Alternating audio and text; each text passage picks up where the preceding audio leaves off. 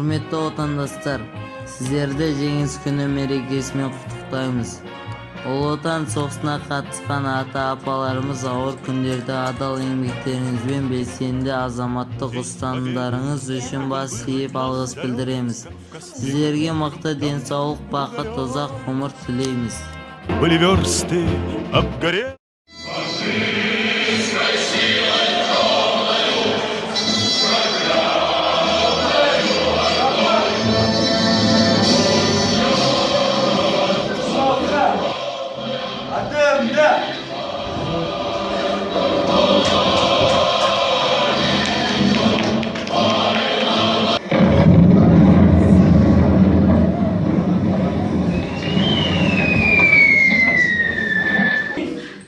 Buradan işin aldı.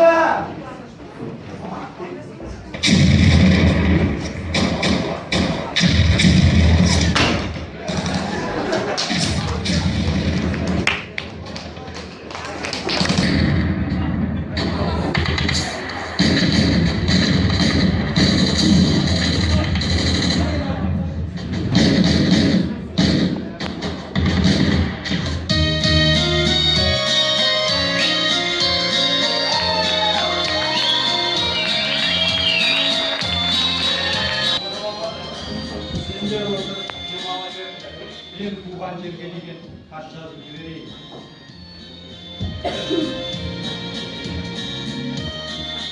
Bugün de Maydan alanında үлкен ұрыс болды. Бірінші рет ай жарығында хат жазып отырмақ. Негізі қолымыз қалт етсе атып басамыз. Өзімнің бос күтілден шыққаныма көп болған жоқ. Басыма снаряд сынағы тиіп, бір айдай екі дүние арасында жаттым. Сауығып шыққан кейін ерлік үшін медалін берді.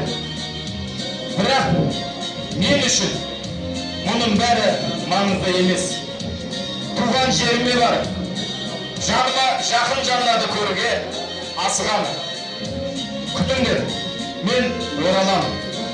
Сау болыңыздар.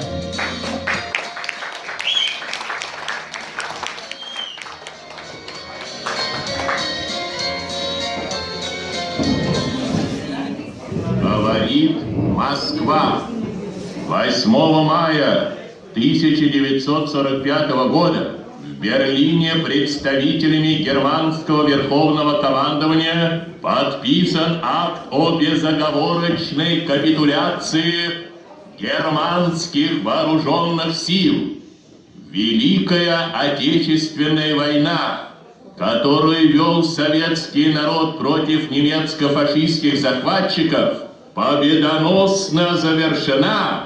Германия полностью разгромлена. Вечная слава героям, павшим в боях за свободу и независимость. Этот день победы